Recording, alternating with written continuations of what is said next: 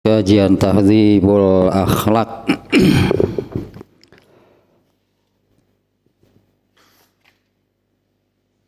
Bukan bab isinya penyakit hati ke-11-nya al-kibru, kiber atau takabur, kibria, kurang lebih demikian lah, hanya sekitar itu sebutannya. Yang subbab mungkinnya di dalamnya yaitu afatul kibri, bahaya, itunya bahaya atau kerusakan dari yang diakibatkan oleh al-kibru. Nah, yang kemarin ini baru sedikit ya. Di awalnya nyaba ini tentang afatul kibri ini, nah bahayanya, kerusakannya gitu ya. Yang ditimbulkan oleh al-kibru, oleh al-kibar itu, ini benar-benar membinasakan, mencelakakan, membinasakan. Ini benar-benar malapetaka mungkin sebutannya ya. Nah, karena di dalam hadis yang disebutkan sebelumnya ya, di dalam hadis yang disebutkan sebelumnya yaitu Rasulullah SAW bersabda, la yadkhulul jannata man kana fi qalbihi misqala habatin min khardalin min kibrin. Ya, tidak akan masuk surga. Nah, itu bencana, benar-benar malapetaka, celaka artinya benar-benarnya kalau dinyatakan demikian, tidak akan masuk surga. Orang yang di dalam hatinya ada sebesar debu saja dari al-kibernya, dari al-kibru. Nah, mengapa demikian? Nah, gitu ya. Mengapa demikian? Nah, mengapa al-kibru atau takabur, meskipun hanya ada sebesar debu di dalam hatinya, itu menjadi penghalang. Artinya kan menjadi penghalangnya dengan redaksi hadis yang barusan. La yadkhulul jannah, tidak akan masuk surga. Artinya untuk menuju atau masuk surga terhalang oleh al-kibru yang ada di dalam hatinya. Nah, mengapa menjadi penghalang itunya antara seseorang itulah dengan surga, atau menjadi penghalang seseorang untuk masuk surga? Itu nanti berarti di akhiratnya gitu ya, di akhiratnya demikian, karena kan yang masuk surga itu ya nanti kan, masuk surga itu di akhirat, bukan sekarang di dunia. Nah, mengapa demikian gitu ya, mengapa al-kibru itu menjadi penghalang seseorang untuk masuk surga? Karena nah sekarang di dunianya, artinya di dunianya kalau ada al-kibru di dalam hati, nah di dunianya orang yang terdapat al-kibru di dalam hati seperti apa gitu, orang yang demikian itu di dunianya itu seperti apa? Ya, karena al-kibru itu, nah di dunianya itu menjadi penghalang antara seseorang dengan al-akhlakul karimah. Ya, al-kibru ini menjadi penghalang antara seseorang dengan al-akhlakul karimah. Sementara watil kal akhlaku hiya abwabul jannah. Watil kal akhlaku, nah al akhlakul karimah, anggaplah gitunya al akhlakul karimah itu pintu surga. Watil kal akhlaku abwabul jannah.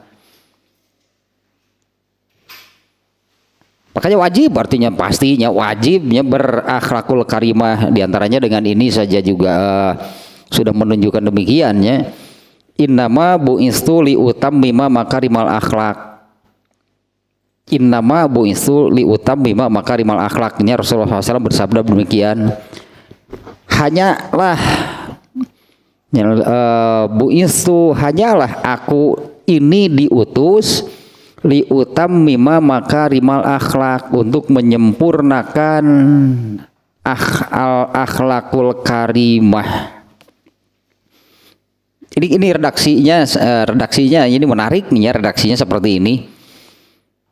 Mengapa Nabi bersabda demikian, bahwa yang tadinya tidak akan masuk surga orang yang di dalam hatinya ada al-kibru, ada takabur meskipun hanya sebesar debu.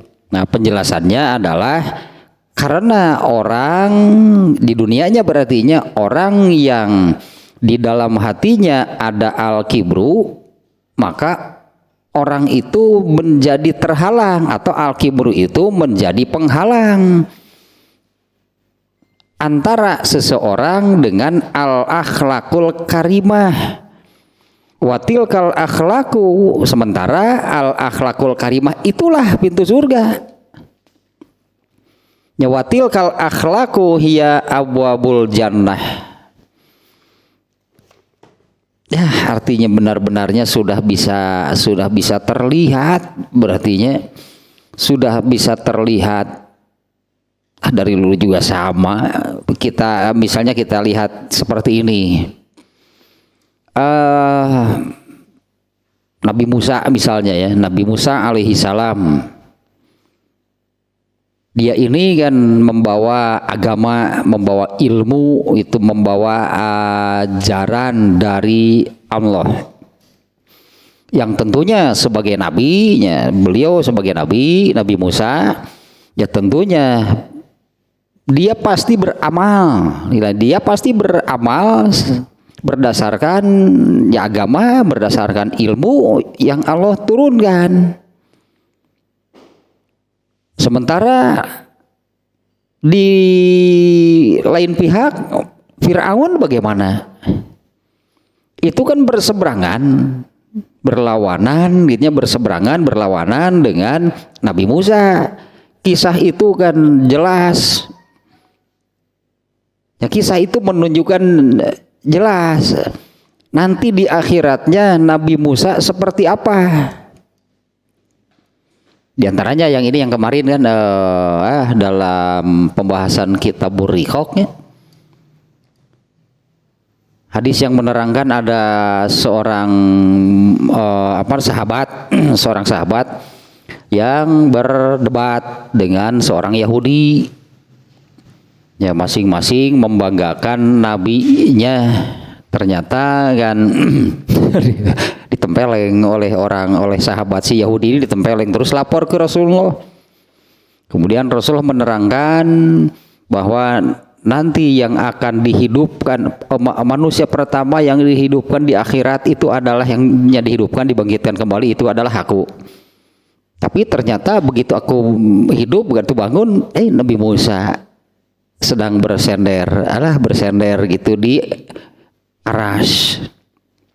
Itu menunjukkan keutamaan masing-masing. Jadi jangan Rasulullah lebih utama dari yang lain. Malah Rasulullah sendiri menyebutkan manusia yang paling soleh siapa? Nabi Musa. Rasul menyebutkan Nabi Yusuf itu manusia paling soleh. Ya, artinya punya keutamaan masing-masing ya soal nabinya. Nah, maksud saya seperti ini. Ini dari kisah Nabi Musa dengan Fir'aun yang paling banyak diulang di dalam Al-Quran itu kisah Nabi Musa dan Fir'aun. Nabi Musa kan membawa ajaran agama, membawa ilmu ajaran agama dari Allah. Tentu Nabi Musa mengamalkannya. Nah, hasilnya kan seperti itu. Hasilnya jelaslah Nabi Musa itu masuk surganya dengan keterangan tadi saja. Rasulullah saja yang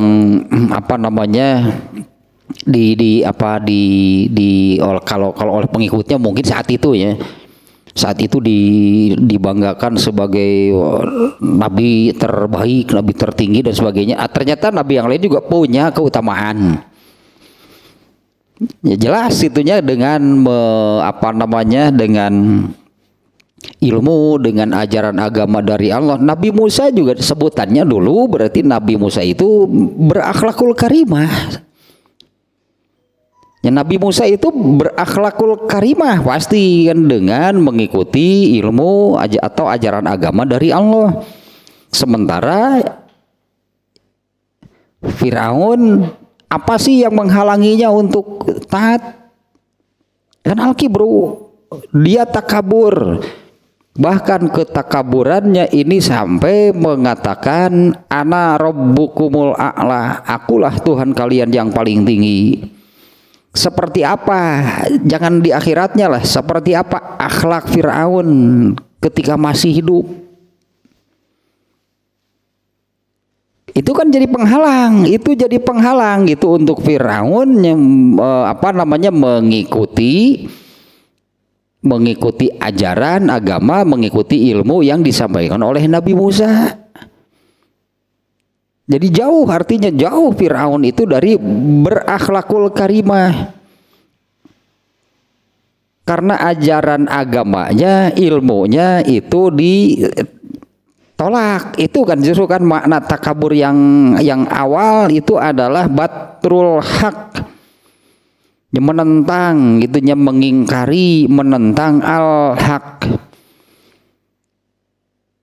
Dari kisahnya Firaun semasa di dunianya seperti apa, kan keburukannya sudah sangat jelas.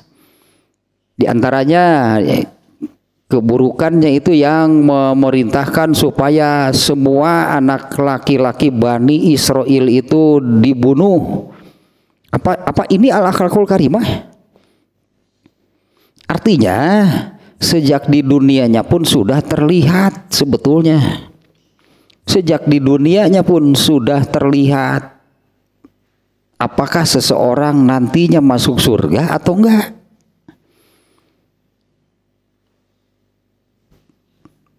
Dengan al-akhlakul karimah itulah seseorang masuk surga.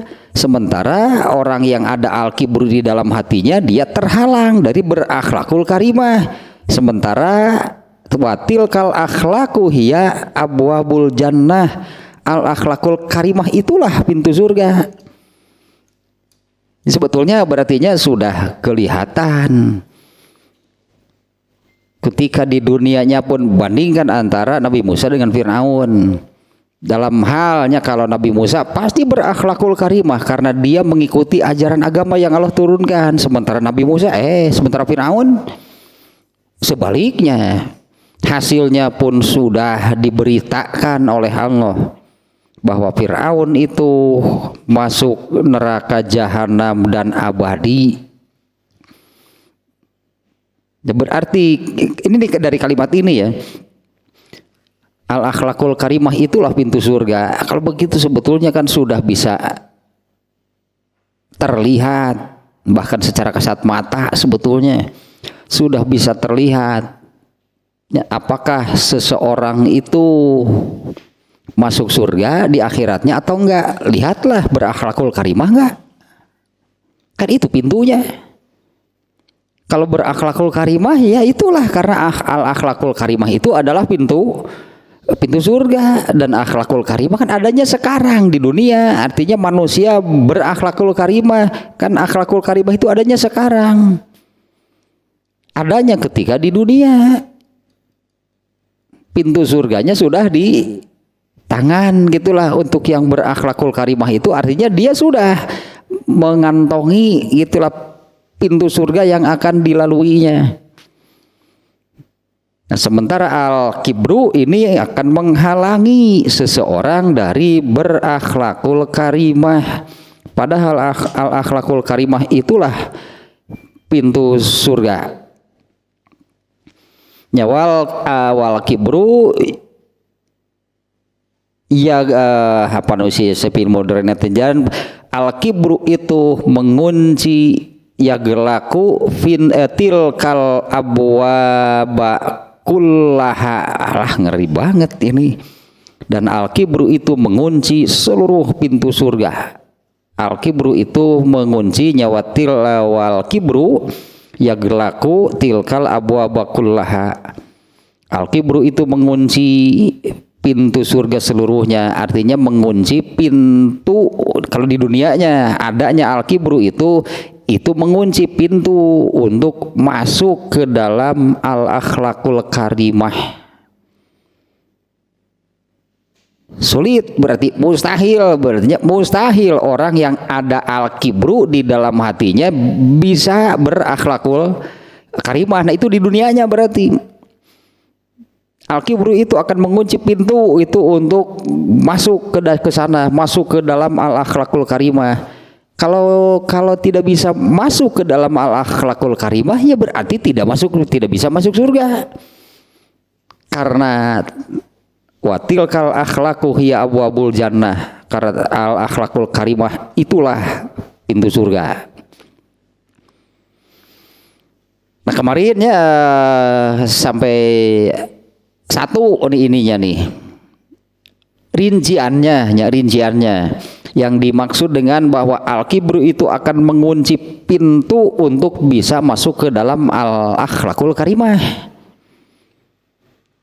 Kemarin sampai di sana nih ya, bahwa al-kibru itu mengunci di dunianya demikian nih ya, kalau di akhiratnya nanti mengunci pintu surga atau pintu surganya terkunci bagi orang yang di dalam hatinya ada al-kibru. Nah kalau di dunianya seperti ini, al-kibru yang ada di dalam hatinya itu mengunci pintu untuk bisa masuk ke dalam al-akhlakul karimah. Nah di dunianya demikian.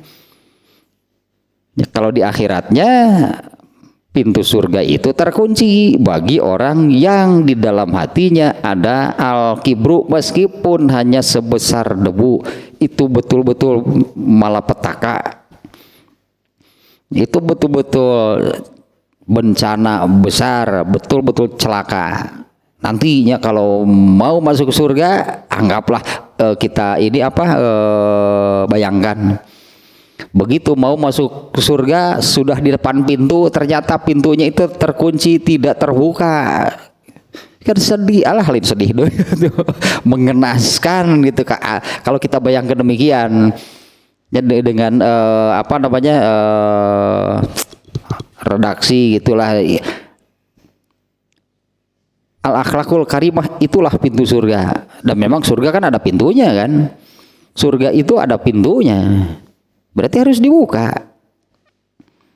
Nah sementara bagi orang yang di dalam hatinya ada al-kibru, meskipun hanya sebesar debu, pintu surga itu tidak akan pernah dibuka.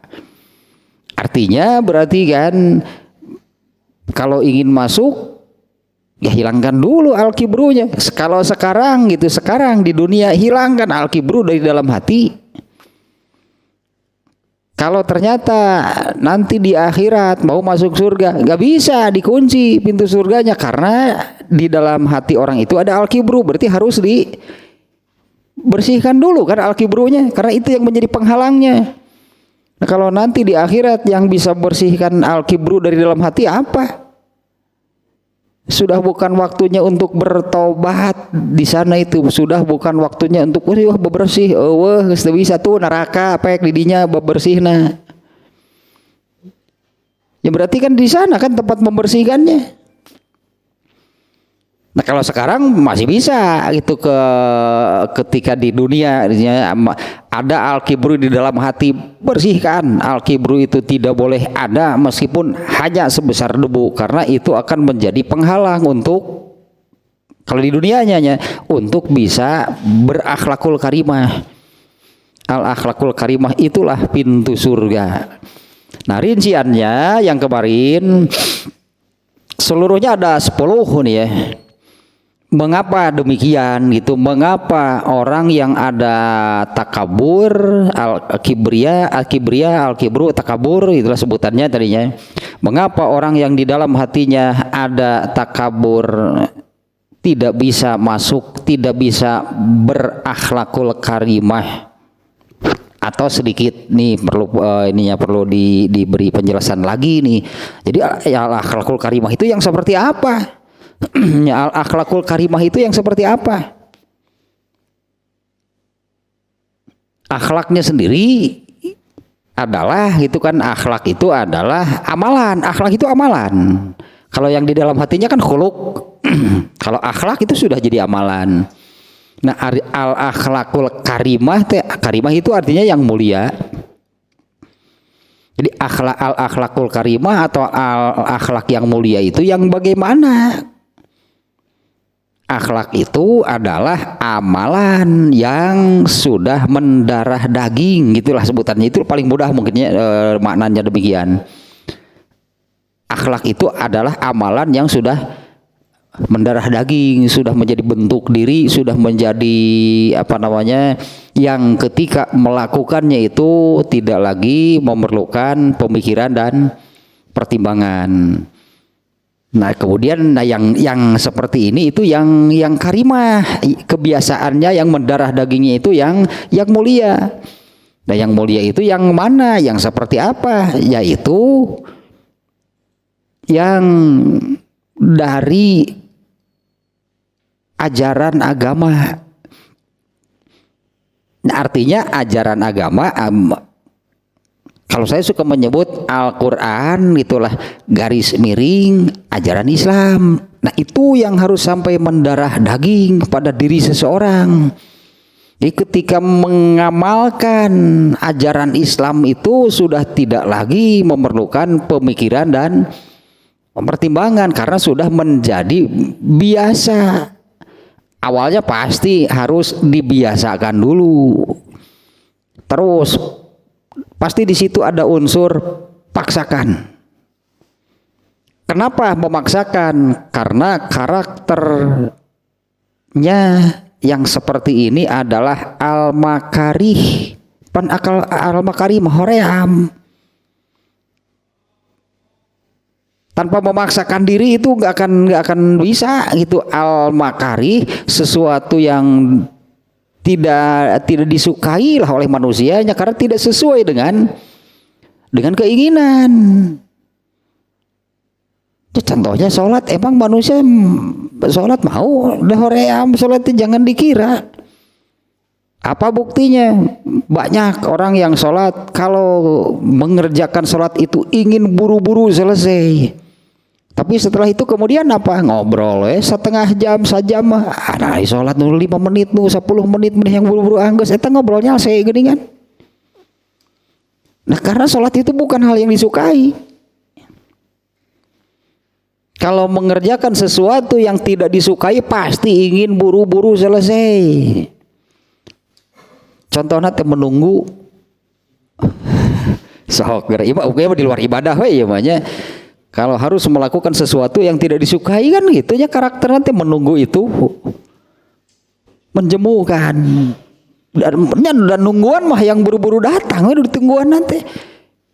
Sebentar-sebentar lihat jam. Sebentar-sebentar lihat jam. Enggak suka itu kan, menunggu itu pekerjaan yang tidak al-makari gitu. Berarti awalnya harus dipaksakan. Dibiasakan, harus sampai menjadi biasa, bahkan disebutnya kemudian mendarah daging. Kalau untuk urusan ibadah jadinya amal, kan akhlak amalnya, amal soleh, amalan-amalan yang berdasarkan Al-Quran atau ajaran Islam itu harus sampai mendarah daging, harus sampai menjadi bentuk diri. Itu akhlak al-karimah, itulah al-akhlakul karimah. Nah, kalau dari hadis yang takabur itu apa? Batrul haq, itu kan yang pokoknya. Takabur itu apa? Batrul haq. Bagaimana bisa berakhlakul karimah kalau al-haqnya, Al-Qur'annya, ajaran Islamnya itu diingkari? Mustahil kan seseorang berakhlakul karimah sementara ajaran Islamnya diingkari. Justru akhlakul karimah itu amalkan Islam sampai menjadi mendarah daging, itulah kan sampai menjadi kebiasaan dan mendarah daging, itulah al-akhlakul karimah. Nah, saya kira alurnya demikian gitu ya. Kenapa al-kibru ini menjadi penghalang untuk seseorang masuk surga? Karena al-kibru itu adalah penghalang untuk seseorang masuk ke dalam al-akhlakul karimah. Dan yang disebut al-akhlakul karimah itu adalah akhlak yang berasal, yang bersumber dari ajaran agama, ajaran Islam. Orang takabur itu adalah mengingkari ajaran Islam. Ya bagaimana bisa berakhlakul karimah? Pasti tidak akan bisa berakhlakul karimah, berarti tidak akan bisa masuk surga. Selama masih ada al-kibru di dunianya demikian, nggak akan bisa berakhlakul karimah. Nah rinciannya nih ada 10 kemarin nih ya. Itu tanya yang disebut al-akhlakul karimah itu kebiasaan, amalan-amalan yang bersumber, yang berasaskan gitu, yang berlandaskan ajaran Islam. Yang disebut menjadi akhlak itu bahkan sampai mendarah daging, mungkin bahasa kitanya lah ungkapannya disebut sampai ajaran Islam itu mendarah daging. Dan itulah yang terjadi pada Rasulullah SAW. Sehingga beliau itu kan manusia, Rasul itu manusia yang paling berakhlakul karimah. Disebut nage Rasulullah Quran berjalan lah, istilah sekarang mah Rasul itu Quran berjalan. Kalau ingin lihat pengamalan Quran seperti apa, lihatlah Rasulullah. Makanya semua sabda Rasulullah, semua amal Rasulullah SAW itu adalah pengamalan dari Al-Quran, penjelasan bahkan bagi Al-Quran. Nah, seperti itunya yang disebut al-akhlakul karimah. Nah kalau ada al-kibri di dalam hati, sulit untuk bisa demikian, sulit untuk berakhlakul karimah, itu menjadi penghalang. Sementara dengan kalimat yang tadi, tilkal akhlaku hiya abwabul jannah, al-akhlakul karimah itulah pintu surga. Ingin masuk surga, masuki al-akhlakul karimah. Dalam arti kan miliki itu al-akhlakul karimah, eta pintu surga teh. Al-akhlakul karimah itu apa? Gedengnya nyatu ajaran Islam berarti. Berarti kan ajaran Islam itu diamalkan bahkan tanpa pemikiran dan pertimbangan. Nah, ini kemarin juga kebetulan ada kaitannya di yang Kitabul Adab. Judulnya kan husnul khuluq akhlak ya, itu kan memang nggak bisa dipisahkan. Khuluq itu apa yang ada di dalam hati, kemudian dimunculkanlah menjadi amal. Kalau amal ini dibiasakan dan menjadi kebiasaan, itulah akhlak, kan gitu itu kaitannya. Nah Rasulullah SAW itu kan orang yang paling ringan, yang paling mudah untuk urusan beramal soleh. Kenapa? Karena sudah jadi akhlak. Karena amal soleh mendarah daging dalam diri Rasulullah. Soal amal soleh, hanya amal soleh itu sudah mendarah daging di dalam diri Rasulullah. Dari yang terkecil, jangan dikira Rasulullah itu hanya mau mengamalkan yang besar, yang kecil juga oleh Rasulullah dilakukan. Nanti di dalam Kitabul Adab juga, kalau nggak salah setelah bab sekarangnya yang sedang kita kaji nih ya, yaitu kan bab husnul khuluq. Kalau nggak salah aslinya berikutnya atau beberapa bab berikutnya itu adab. Apa yang dilakukan oleh seseorang di rumahnya. Hadisnya itu menerangkan Rasulullah SAW itu suka mengerjakan pekerjaan apa saja yang ada di rumahnya. Kadang-kadang membantu pekerjaan istrinya, kadang-kadang kalau bajunya sobek dijahit sendiri, Rasul mengecos ku sorangan ya. Sendalnya misalnya putus atau rusak, ini masih bisa gitunya masih bisa diperbaiki. Rasul itu memperbaiki sendiri. Eta teh amal soleh nu kitu teh. Ya Rasulullah itu mengerjakan ya apa saja lah yang bisa dikerjakan di rumahnya gitu ya. Nah, itu amal soleh, yang demikian itu amal soleh. Dan tadi juga ada hadisnya ya. Rasulullah itu mengerjakan apa saja yang ada di rumahnya. Nah, bahkan disebut, nah beberapa contohnya, Rasulullah itu suka menjahit baju sendiri, suka memperbaiki sendalnya sendiri, kadang-kadang membantu pekerjaan istrinya. Tapi apabila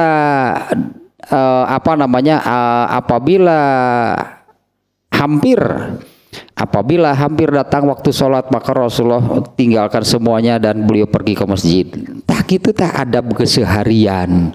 Bagi Rasulullah itu sangat ringan, sangat mudah untuk urusan-urusan yang demikian.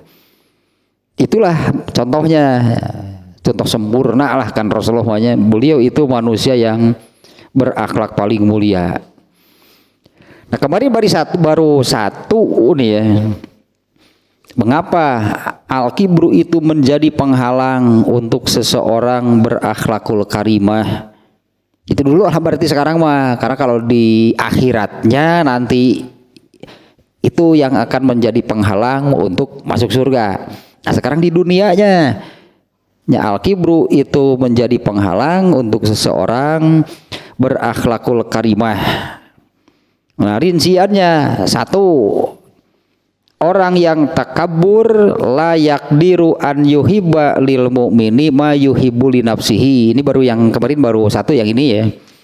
Orang yang takabur itu tidak akan bisa untuk memenuhi, berartilahnya untuk memenuhi dan mengamalkan hadis ini.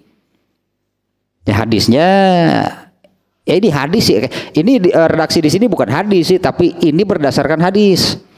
Hadisnya itu ini nih di Sahih Bukhari ada. Itu yang la yu'minu ahadukum hatta yuhibba li akhihi ma yuhibbu li nafsihi. Nah, hadis yang itu, nah itu nggak akan bisa terpenuhi. Orang yang di dalam hatinya ada takabur tidak akan bisa memenuhi yuhibbu li akhihi. Menyukai, bergembira gitulahnya dengan apa yang didapat atau dimiliki oleh saudaranya. Seperti dia akan suka, dia akan bergembira kalau sesuatu yang dimiliki saudaranya itu menjadi miliknya. Itu hadis nama. Sebentar nih. Redaksinya juga demikian barusan itu. Kalau di Bukhari ini ada di Kitabul Iman. Oh, malah bagian Imam Bukhari judulnya bagian dari iman, yaitu yang barusan ya, mencintai, menyukai, bergembira dengan apa yang didapat dimiliki oleh saudaranya. Judulnya demikian nih. Nah, hadisnya yang barusannya la yu'minu ahadukum hatta yuhibba li akhihi ma yuhibbu li nafsihi. Orang yang takabur nggak akan bisa seperti ini. Orang takabur yang ada pasti sebaliknya. Bukannya merasa bergembira dengan apa yang didapat oleh saudaranya. Orang yang takabur itu malah akan merasa jengkel, mungkin gitu sebutannya ya. Dia akan kecewa, dia akan marah apabila saudaranya itu mendapatkan sesuatu. Sebetulnya kan yang emang jadi luas sih ya masalahnya. Anggaplah seperti ini. Orang yang takabur itu kan orang yang merendahkan sesama, merendahkan orang lain. Anggaplah ini antara si A dan si B ini ya, si A dan si B. Ini si A-nya nih yang takabur lah. Sementara si B yang mendapatkan sesuatunya. Kalau menurut hadis tadi kan mestinya si A ini merasa bergembira dengan apa yang didapat oleh si B, atau ketika si B itu mendapatkan sesuatu. Kalau hadis tadi kan Rasulullah menyabdakan demikian. Tidak sempurna iman kalian sebelum bisa demikian, sebelum bisa merasa bergembira apabila saudaranya mendapatkan sesuatu. Nah, ini tidak akan bisa gitu, tidak akan bisa dilakukan itu oleh orang yang di dalam hatinya ada takabur. Si A yang takabur, si B misalnya yang ya kalau takabur pasti si A ini kan merendahkan si B kan. Ketika si B mendapatkan sesuatu, yang muncul adalah kekhawatiran kalau si B ini kemudian bisa menyamai atau melebihinya, makanya dia akan merasa nggak enak. Dengan alasan itu saja si A akan merasa nggak enak kalau kemudian si B ini dengan apa yang didapatnya itu bisa sejajar, menyamainya atau bahkan melebihinya. Pasti itu secara otomatis ketakaburannya itulah yang memunculkan rasa kecewanya, rasa marahnya, rasa tidak sukanya ketika saudaranya mendapatkan sesuatu. Ya, padahal menurut hadis barusan itu tidak sempurna imannya sebelum bisa demikian. Nah, itu tidak akan bisa itu dilakukan oleh orang yang di dalam hatinya ada takabur. Yang lebih jauh lagi, kesalahan yang demikian itu seolah-olah atau secara tidak langsung dia menuduh Allah itu tidak benar dalam mengatur rezeki. Ini secara tidak langsungnya orang itu kan menganggap demikian. Kenapa si B diberi sesuatu? Ya secara tidak langsung dia menuduh bahwa Allah itu tidak becus, itu tidak benar dalam mengatur rezeki. Kalau menurut keinginannya, karena dia sudah merasa bahwa dirinya lebih tinggi dari yang lain, maka yang lain itu harus tetap di bawah, harus tetap rendah. Lalu ya si B yang kemudian oleh Allah diberi sesuatu, apalagi kalau memang gitu si B ini diberi sesuatu oleh Allah yang menjadikannya sejajar dengan si A atau bahkan lebih tinggi, gering tah si A apa pasti. Seueur tah dulu ya bolak-balik ke zaman. Batur nu menang milikna manehna nu mencretna rugi-rugi teuing hirup teh. Batur nu ngeunahna menang rezeki manehna magadeun seueul. Riut. Kudu riut nepi ka mencret bolak-balik ka zaman leuleus kudu pruk. Ya ini akibatnya tidak akan bisa demikian. Yang kedua, yang barusan itunya yang pertama, orang yang takabur itu tidak akan bisa. Ini kan jadi penghalang teh pada akhirnya ya jadi penghalang untuk berakhlakul karimah. Coba sekali lagi. Jadi al-akhlakul karimah itu adalah amalan kan ya. Amalan yang bahkan sudah mendarah daging. Amalan yang mana itu yang mendarah dagingnya? Amalan yang berdasarkan ajaran Islam. Ini salah satu hadis. Ini kan Islam, ini kan ajaran Islam berarti. Ya Rasulullah menjabdakan demikian deh. Inilah ajaran Islam, yaitu berusahalah untuk merasa bergembira ketika melihat saudaranya mendapatkan. Ini kan hadis, berarti ini ajaran Islam. Menurut ajaran Islam itu harus demikian. Harus merasa bergembira, harus menyukai, merasa bergembira apabila melihat saudaranya mendapatkan sesuatu. Bahkan rasa gembiranya itu sebesar kalau sesuatu yang didapat oleh si B itu Allah berikan kepada dirinya. Tak harus sebesar itu, malah rasa gembiranya itu harus sebesar itulahnya. Rasa gembiranya itu harus sebesar apa? Kalau apa yang didapat oleh si B itu Allah berikan kepada dirinya. Dan kalau sudah jadi akhlak, berarti setiap kali ada saudaranya yang mendapatkan sesuatu, dia merasa bergembira. Nggak pernah ada di dalam hatinya itu rasa kecewa, rasa nggak suka. Eta akhlak. Lila aing mah hoy batur tungtung nama aduh ikhlas abdi teh Allahu Akbar. ongko batur we hayo lila-lila mah. Tergoda berarti keimanannya. Ini kan berkaitannya dengan layu minu ahadukum, tidak sempurna iman seseorang dari kalian. Apalagi makanya ini banyak sebetulnya kaitannya dengan ya diantaranya satu hal dengan yang menetapkan demikian siapa? Yang memberi rezeki kepada si B siapa? Kenapa kamu protes? Kan gitu sebetulnya. Kenapa kamu gak suka? Kenapa kamu marah? Berartinya itu secara tidak langsung dia menuduh Allah itu tidak benar mengatur urusan rezeki. Ayo batur ayo. Gitu. Ayo batur ayo beri kita ku aing tinggal ikut.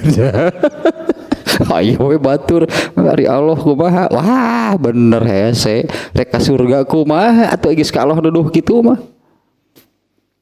Ya mau ke surga bagaimana kalau ini kan secara tidak langsung gitu alurna teh dia secara tidak langsung menuduh Allah itu tidak benar, salah dalam mengatur rezeki.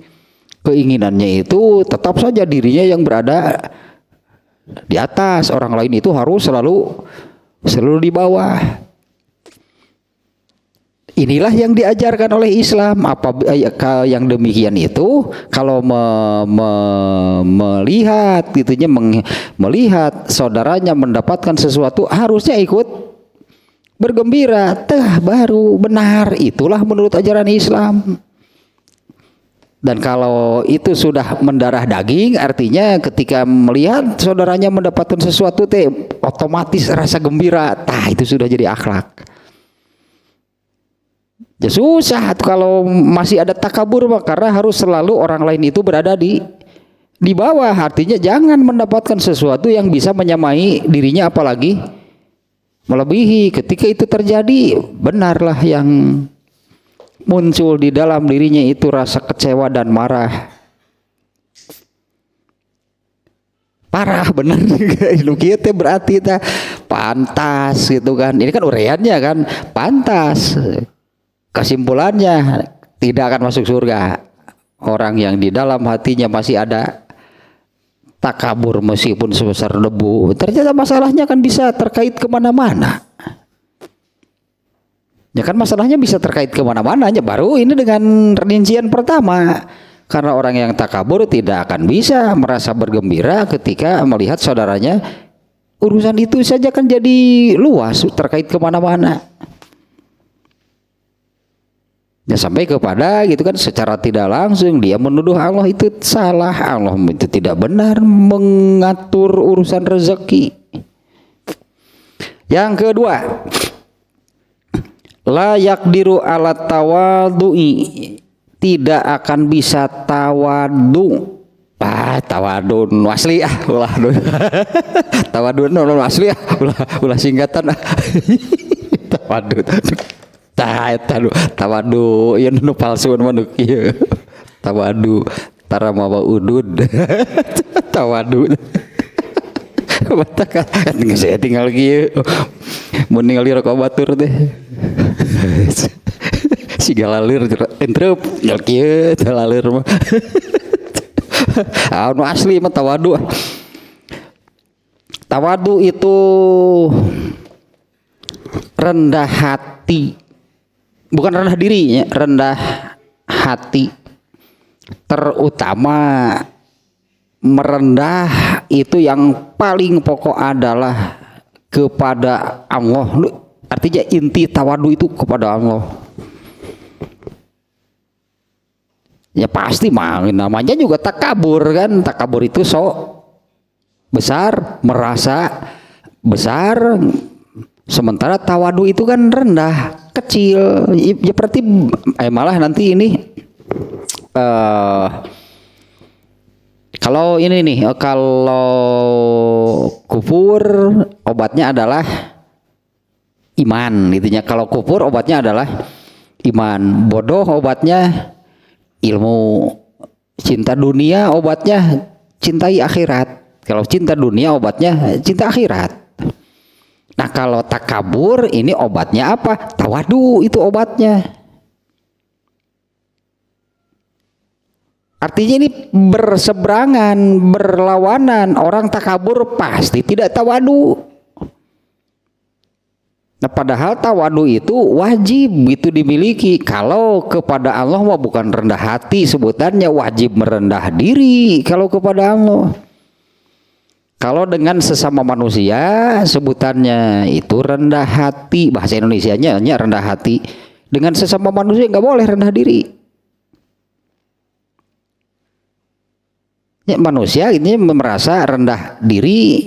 Jangankan menurut ilmu agama, menurut ilmu sosial juga salah. Rendah diri nggak boleh. Ya, menurut sosial, ukuran sosial kan rendah diri itu nggak boleh.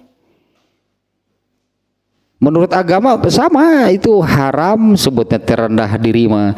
Bahasa Arabnya takhosas. Nah, jadi kalau ada tiga seperti ini, anggaplah takabur, ketinggian, sok tinggi, sok besar, ini yang salah. Kalau takhosas malah rendah, ini juga jadi salah. Yang benar itu adalah, nah ini yang pasnya itu tawadu. Nah, orang yang takabur pasti tidak tawadu, sama dengan orang yang takhosas pasti tidak tawadu.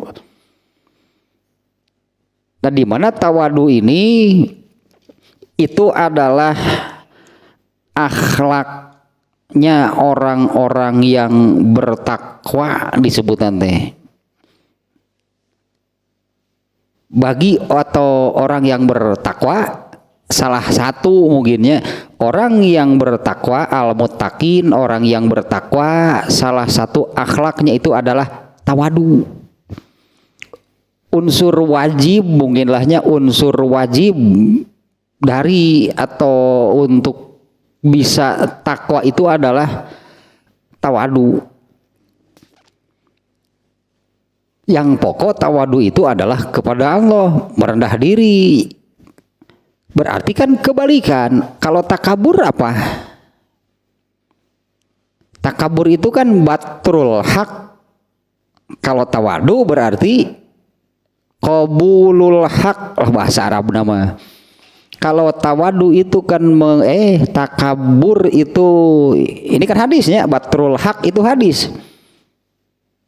Takabur itu adalah menolak, mengingkari al-haq. Kalau tawadu berarti sebaliknya, menerima al-haq. Bahkan menerimanya itu, menerimanya itu sebahasa kitanya menerima sepenuh hati, pantasnya. Ada kaitan juga nih. Ini dalam kajian Dalilul Falihinnya yang sedang kita kaji ini kan bab yakin dan tawakal. Ternyata kan tawakal ini buah dari takwa. Tawakal itu adalah buah dari takwa. Lanjutan gitu, buah dari takwa itu adalah tawakal. Nah, orang yang bertakwa itu atau takwa itu salah satu unsur wajibnya itu adalah tawadu. Kalau dengan berdasarkan redaksi at-takabburu itu batrul haq. Takabur itu adalah menolak, mengingkari al-haq. Jadi kalau tawadu kan sebaliknya, berarti menerima sepenuhnya al-haq. Nah, orang yang bertakwa pasti demikian. Berarti orang yang bertakwa itu adalah yang menerima al-haq itu sepenuhnya. Bahkan nyata menerimanya itu disebutnya tanpa syarat, tanpa embel-embel, menerima sepenuhnya. Di mana menerima sepenuhnya ini kan ini menjadi pondasi, ini menjadi asas dari yang namanya tawakal. Kalau dengan hadis yang kemarin kan pasti akan masuk surga orang yang hatinya seperti hati seekor burung. yaitu menerima sepenuhnya apa yang Allah tetapkan. Segala-galanya pokoknya. Burung menerima apa segala sesuatu yang Allah tetapkan untuk dirinya. Kalau burung Allah tetapkan tidak punya tangan. Kalau kita bandingkan misalnya dengan monyet. Kan monyet punya tangan, kalau makan kan monyet bisa begini kan. Kalau burung kan enggak, makan itu harus begini. Ningali monyet mana bisa kegoleran, bisa beridiuk, makan gitu. Monyet mana, burung kan nggak bisa. Ay manuk protes teh si monyet ngeunahnya boga leungeun. Kalau burung kan nggak punya. Apalagi ular, nggak punya tangan, nggak punya kaki, nggak pernah protes. Eta menerima karena apa yang Allah tetapkan itu adalah al-haq. Apapun yang Allah tetapkan itulah al-haq, itulah kebenaran yang sesungguhnya. Nah hadis itu kan Rasulullah itu pasti masuk surga orang yang memiliki hati seperti hati seekor burung. Bukan hanya burung, binatang pokoknya seluruhnya. Dalam hal apa itu hatinya seperti hati binatang. Gak pernah ada binatang protes.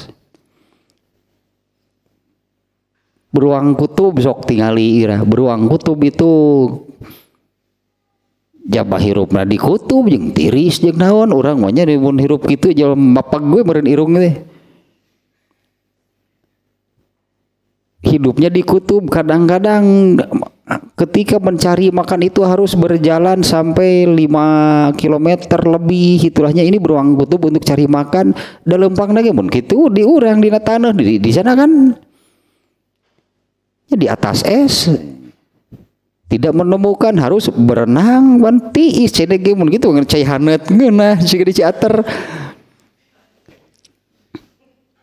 Tapi apa mereka protes? Eta dasar asas pondasinya untuk bertawakal itu adalah ta'iyat tawadu teh berarti menerima al-haq. Kalau takabur kan menolak, mengingkari, protes wae gitulah terhadap apa yang Allah tetapkan teh takabur teh kitu berarti teh.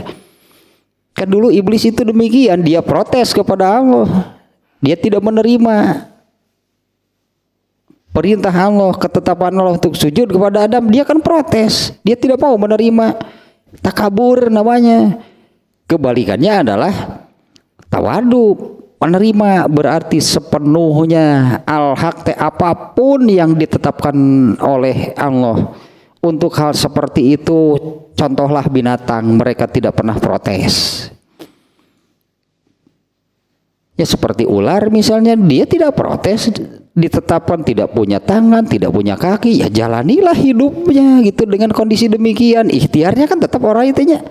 Nges eleh tawakal lamun saat kalau ini makanya kita berandai-andai. Kalau saja binatang itu juga ke akhirat ada surga dan neraka, pasti semuanya ke surga, nggak ada yang protes ke Allah teh binatang mah. Dia jalani saja. Allah menetapkan tidak punya tangan, tidak punya kaki, ya hidup ular seperti itu, ya jalani saja. Kan ditanya itu berdasarkan hadis itu nya pasti masuk surga orang yang memiliki hati seperti hati seekor burung atau binatang, nggak pernah protes. Ya jalanilah hidupnya, ikhtiar gitu kan. Nanti ini kebetulannya hadis berikutnya itu kan tentang tawakal itu, yaitu hadisnya tentang burung yang keluar dari pagi hari dari sarangnya cari makan, ya ikhtiar ya pokoknya mah. Ditetapkan jadi burung, ditetapkan bersayap pakai terbang. Datu kukuh hibar teu bari kuku lutus aing ngomong teu boga leungeun yang siga monyet hirup teh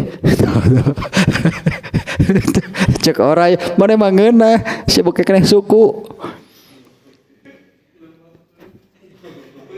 tinggali saya leumpang teh ku beuteung saya aya deui ubur-ubur mana mah ngeunah beuki keneh panon ubur-ubur aing otak eueuh cenah ieu teh panon eueuh leungeun eueuh irung eueuh tapi hiduplah kitu kan ya. Mereka tidak protes eta benang merahnya gitu tah hadis eta teh kan itu hadis tentang tawakal. Sementara kan tawakal itu adalah lanjutan dari takwa.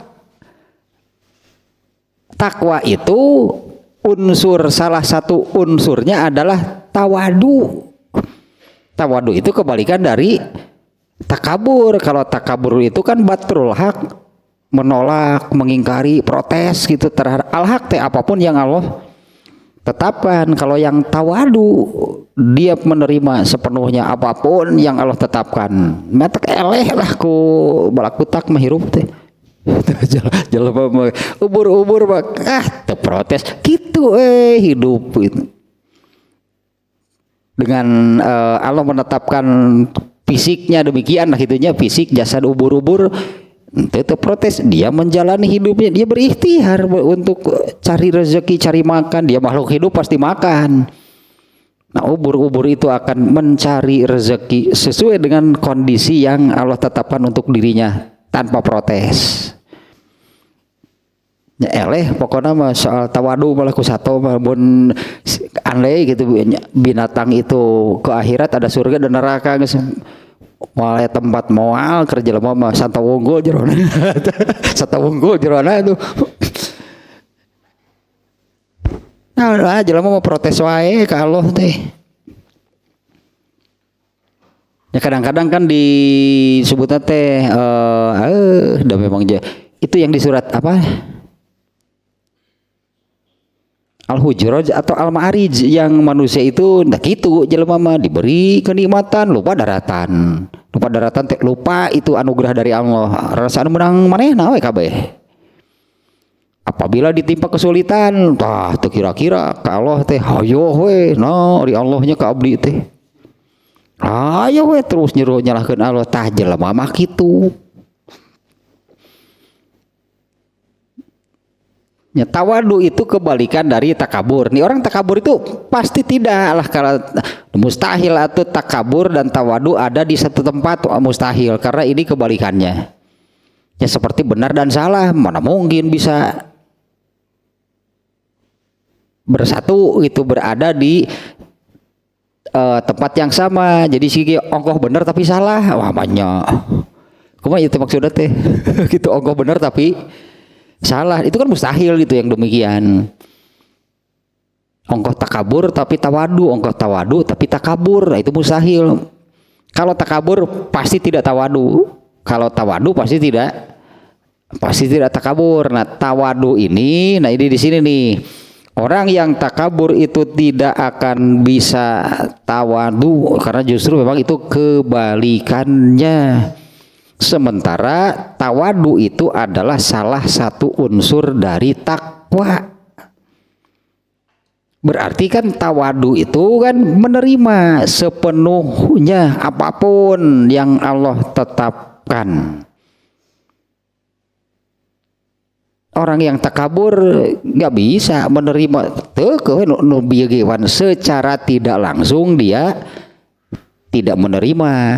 Ketika Allah memberi rezeki kepada saudaranya, kan secara tidak langsung demikian, ya takabur gitu teh. Kalau orang yang tawadu kan berarti menerima, meskipun kebatur deui, kebatur deui, nggak ada ditahan, tahan dirinya nah, di Allahnya hayo we batur. Malah ya nu tawadu pasti akan menerima sepenuhnya. Dua, atau berarti rinciannya itu kenapa takabur itu menjadi penghalang untuk berakhlakul karimah, karena kita kan bicara di dunianya dulunya. Kalau di akhiratnya sudah jelas lah tadi akibatnya. Ini untuk di dunianya nih. Orang yang takabur tidak bisa tawadu pasti, karena itu kebalikannya. Sementara tawadu itu adalah salah satu unsur dari takwa. Orang untuk bisa tawakal itu tahapannya adalah takwa. Moal aya nu takwa jol tawakal wae henteu. Tawakal ini kan lanjutan lah itunya, lanjutan dari takwa. Jauh berarti itu kalau orang yang takabur jauh dari tawadu pasti tidak takwa. Kalau tidak takwa mustahil tawakal. Itu kan itu berarti alur tanya mustahil tawakal. Kalau tidak tawakal berarti hanya nanti di sini sih ada di masih lama tawakal keberapa penyakit hati keberapa kebalikan dari tawakal itunya. Penyakit hati kebalikan dari tawakal itu masih lama. Ini sekarang baru Al-Kibru itu nomor 11. Tawakal itu nomor seberapa hanya berarti lah 2038 pokoknya maka bahas. Berupa itu 2038 juga nama masih lama. Nya tawakal teh. Nah, kalau tidak tawakal pastinya ini karena kalau tidak tawakal itu bagaimana? Kalau tidak tawakal berarti hanya berpegang kepada sebab akibat stres hirup gitu teh. Ini sebab akibat teh harus kalau sebabnya begini nanti akibatnya sebab akibatnya usaha dan hasil. Itu akan stres hirup gitu mah. Karena selalu usahanya itu menurut perhitungan dirinya, usahanya begini berarti nanti hasilnya kan dia punya perhitungan dengan usaha yang begini, nanti hasilnya kalau tidak gering berarti naon salahnya kurang kumaha eta matak stres deh. Apanya yang salah, kurang apa? Kenapa hasilnya tidak? Kalau orang tidak tawakal pasti demikian. Hidupnya itu hanya berpegang kepada sebutnya sebab akibat atau berpegang kepada perhitungan antara usaha dan hasil. Ripuh hirup itu stres karena jauh sebetulnya saya bisa katakan jauh lebih banyak hasil yang tidak sesuai dengan usaha yang dilakukan dibandingkan dengan yang sesuai. Karena kan yang menentukan hasil mah Allah. Contohnya kamari Abdurrahman bin Auf. Abdurrahman bin Auf insaf jadi jelema beunghar teh mau yang miskin lah. insaf jadi jelema beunghar eureun lah. Karena ingin jadi miskin. Ketika mendengar Rasulullah SAW orang miskin itu masuk surganya 500 tahun lebih cepat dari orang kaya. Abdurrahman bin Auf saya ketinggalan di masuk surganya belakangan. Kemudian dia ingin miskin, eureun dagang teh. Padahal itu barang numpuk itulah hanya berdagang mah gitu. Dia barangnya numpuk eta korma sebergudang eta gitu. Buruk diantep pokoknya. Tapi kemudian ada orang Yaman yang perlu kurma busuk, aduh jadi mahal di beunghar deui. Beunghar deui Abdurrahman bin Auf. Nah, kan ini ya berdua tanya tidak bisa tawadu. Ya karena pasti. Ya padahal si Nubi contohna Abdurrahman bin Auf teh geuningan kitu ari hasilna gogoleran wae ngadon jadi duit itu korma buruk teh. Padahal usahana malah tidak dilakukan kan ya. Jangan yang namanya juga tidak tawakal. Kalau tidak tawakal itu pasti demikian. Yang menjadi pegangannya itu terus berdasarkan perhitungan antara usaha dan hasil. Padahal sebetulnya jauh lebih banyak. Hasil itu jauh dari perhitungan manusia. Ini hasilnya itu jauh dari perhitungan manusia. Lebih banyak yang lebih kian sebetulnya kenyataannya, kejadiannya. Manusia punya perhitungan apa, berencana bagaimana, hasilnya sok jauh, lebih banyak yang jauh dari perhitungan manusia. Atau Abdurrahman bin Auf ada gitu pikiran, ada perhitungan di dalam dirinya, antap kurma teh cenah buruk, engke lebih mahal, ada enggak?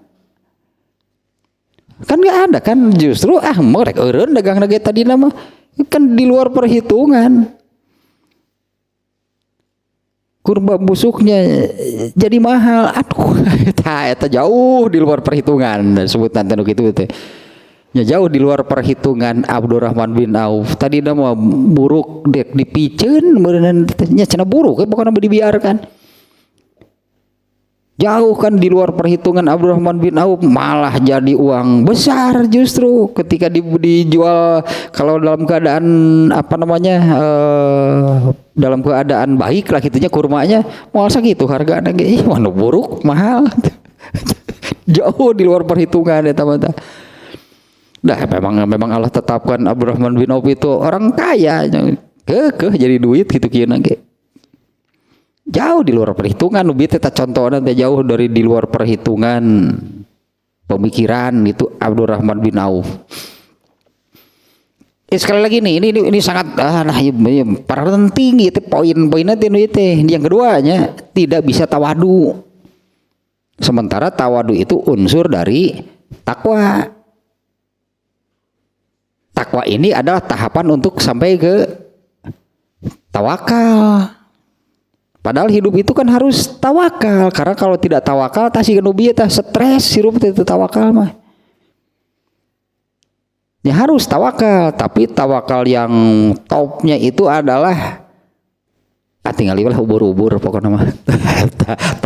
Topnya tawakal mah lihatlah binatang benar-benar mereka ini semua binatang hidupnya tawakal. Kan untuk bisa ke surga itu kan tawakal, pan eta nantinya syarat masuk surga tanpa hisab itu adalah tawakal. Andai lah kayaknya kalau misalnya kita berpikir begini, artinya selain syarat lainnya terpenuhi untuk bisa masuk surga tanpa hisab itu kan tidak musyrik, atau unsur pokok gitu yang tidak musyrik. Kemudian musyrik dengan beragam prakteknya kemusyrikan. Kalau yang disebut hadisnya itu kan ruqyah dan meruqyah atau minta di ruqyah. Kemudian tidak tatoyur. Itu hanya bentuk-bentuk kemusyrikan. Intinya terbebas dari kemusyrikan. Kemudian yang kedua tidak berobat dengan cara kai itu mengobat dengan besi panas atau kebayang lah sekarang apa ada pengobatan dengan besi panas? Tapi misalnya meureun kieu praktek gitu. Baheula gitu di zaman jahiliyah gitu. Tapi disebut nantinya datang ke tabib bib panu datang ka dieu ku aing besi panas gitu. Panu lagi tepak kaduruk gitu ngubaran ku besi panas teh panu na lagi kan eta tepak besi lebih parah aing mending panu tibatan eta mah teh da di Arab eueuh laja sih mun di dia mah tapi kita ada bahasa Arab kita numan hapuro pidadaihi pagusi kobilajain papuriha ya. Barang siapa hapur di dadanya gosok saja dengan laja perih. Nupan man hapuro pidadaihi teh barang siapa hapur di dadanya pagusi kobilajain gosoknya ku laja papuriha perih. Suka dicager. Tapi di Arab dah laja nih.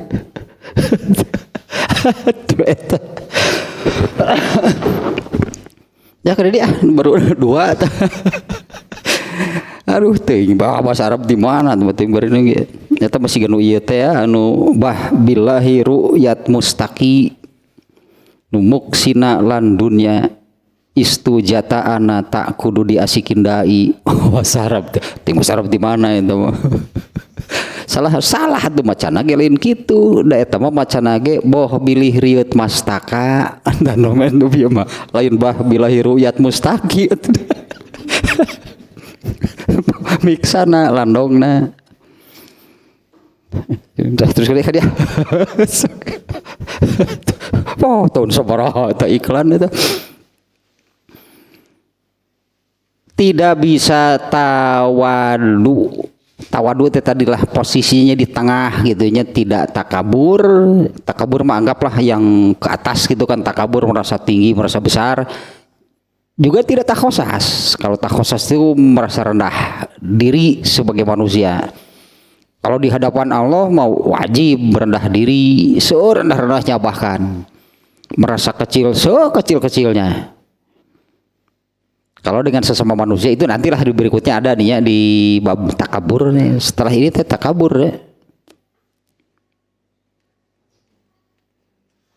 Karena takabur itu kan sudah jadi amal gitu ya. Nanti lanjutannya itu apa saja yang bisa menyebabkan seseorang takabur. Kalau di penyakit hati yang sebelumnya ujub, apa saja yang bisa membuat orang ujub. Nah ini apa saja yang bisa membuat orang takabur, nanti juga ada rinciannya.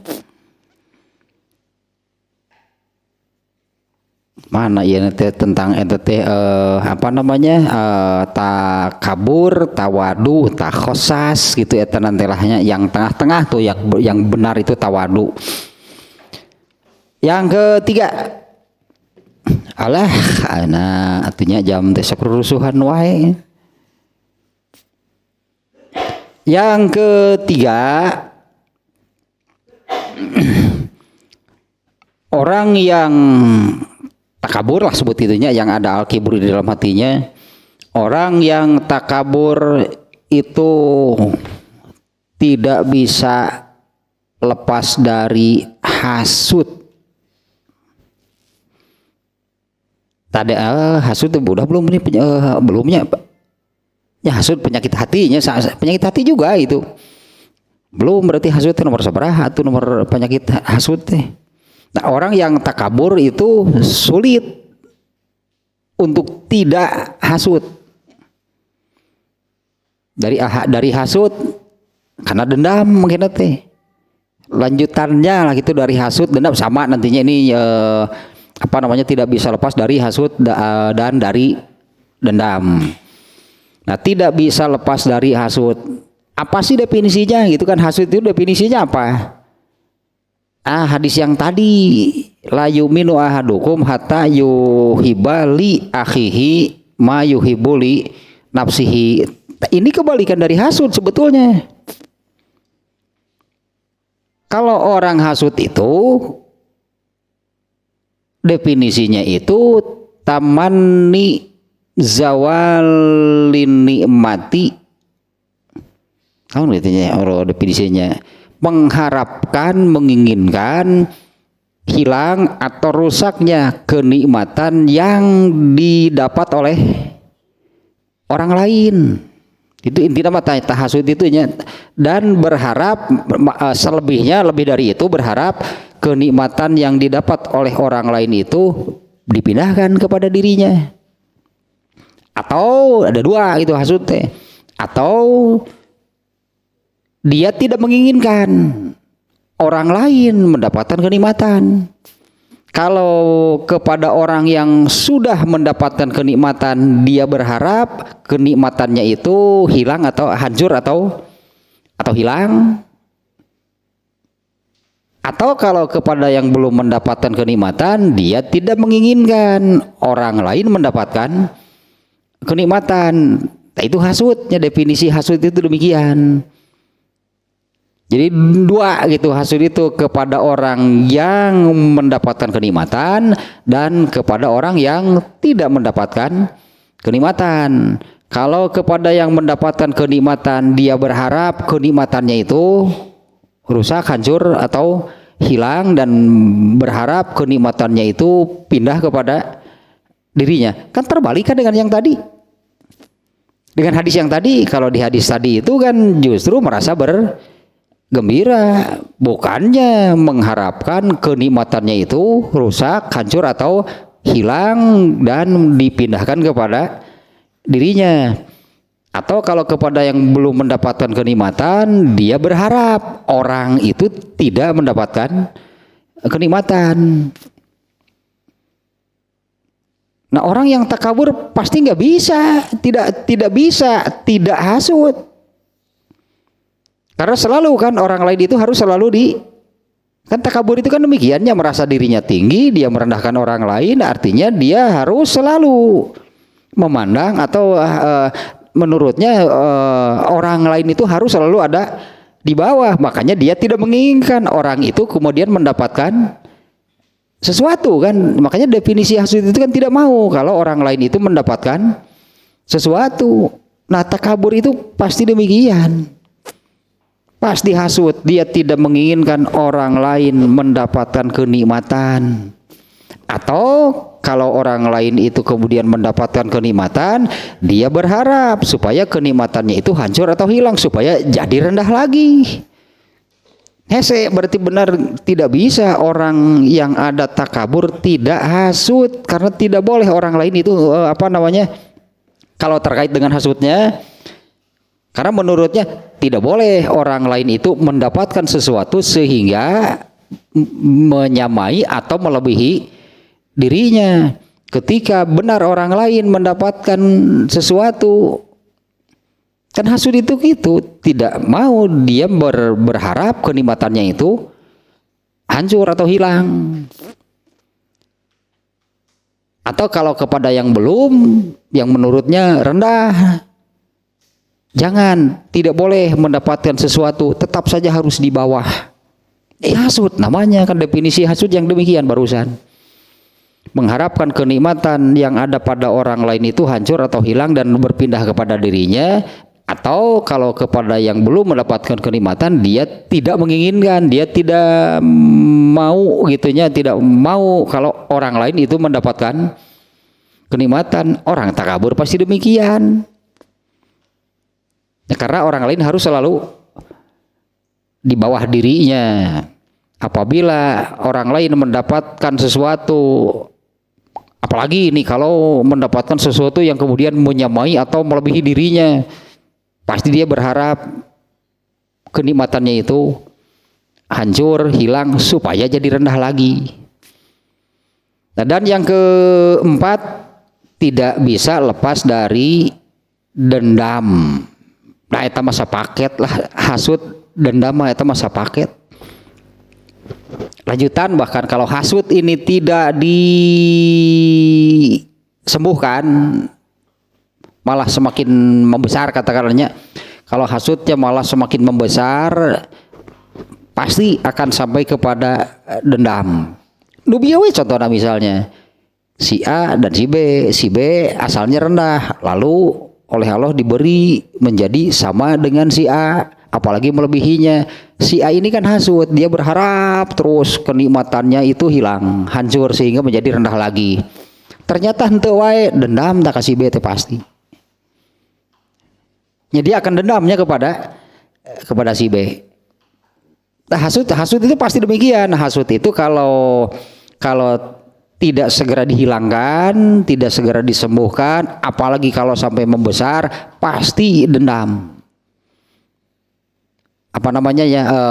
Lanjutannya gitu, akibatnya dari hasud itu adalah dendam. Terus opat berarti seberapa kita baru empatnya. Satu, tidak bisa, itu tadilah tidak nomor yang pertama, tidak bisa sejalan berartinya atau mengamalkan sabda Rasulullah yang tadi, merasa bergembira ketika melihat orang lain mendapatkan sesuatu. Nah, yang kedua, tidak bisa tawadu. Ternyata tawadu ini kan unsur dari takwa. Takwa ini tahapan untuk sampai kepada tawakal. Tawakal ini adalah salah satu syarat masuk surga tanpa hisab. Kemudian yang ketiga, tidak bisa lepas dari hasud. Yang keempat, karena itu masa paket lah, 3 dan 4 lah. 3 tidak bisa lepas dari hasud. Kemudian yang keempat, tidak bisa lepas dari dendam. Karena kalau tidak bisa lepas dari hasud, pasti sampai ke dendam. Karena hasud itu kalau tidak segera disembuhkan, dihilangkan, malah semakin, ya kalau tidak ada penyakit, bahkan kalau tidak disembuhkan pasti semakin parah kalau aku bahagia. contohna panu we lah kadinya deui wae geus tadi kulaja panu geus aya dina yeuna oge parimun basa Arab lagi tadi man hapuro pidadaihi siapa barang siapa hapur di dadanya pagusi kobilajain gosok ke kulaja cager henteu papuriha cenah perih poho deui ah. Oke, terhopat berarti tanya satu tidak bisa merasa tuh jauh lah, tidak akan bisa merasa bergembira karena tuntutan di dalam hadisnya itu kan untuk kesempurnaan iman kan ya. Kan Rasul di dalam hadisnya tadi menyebutkan tidak sempurna, artinya itu salah satu unsur yang harus dipenuhi untuk sampai sempurnanya iman. Pasti mau bisa berarti kan untuk mencapai iman yang sempurna. Kemudian juga tidak tawadu, tidak bisa lepas dari hasud dan dendam. 3 dan 4 lah tamanya. Nomor 3 tidak bisa lepas dari hasud, nomor 4-nya tidak bisa lepas dari dendam. Karena hasud itu kalau tidak segera hanya tidak disembuhkan, tidak dihilangkan, pasti semakin parah dan akan sampai kepada dendam. Terserah 4 beri masih ada 6 lagi ya. Masih ya tentang itu rinciannya kenapa tidak akan bisa berakhlakul karimah. Padahal al akhlakul karimah itulah pintu surga.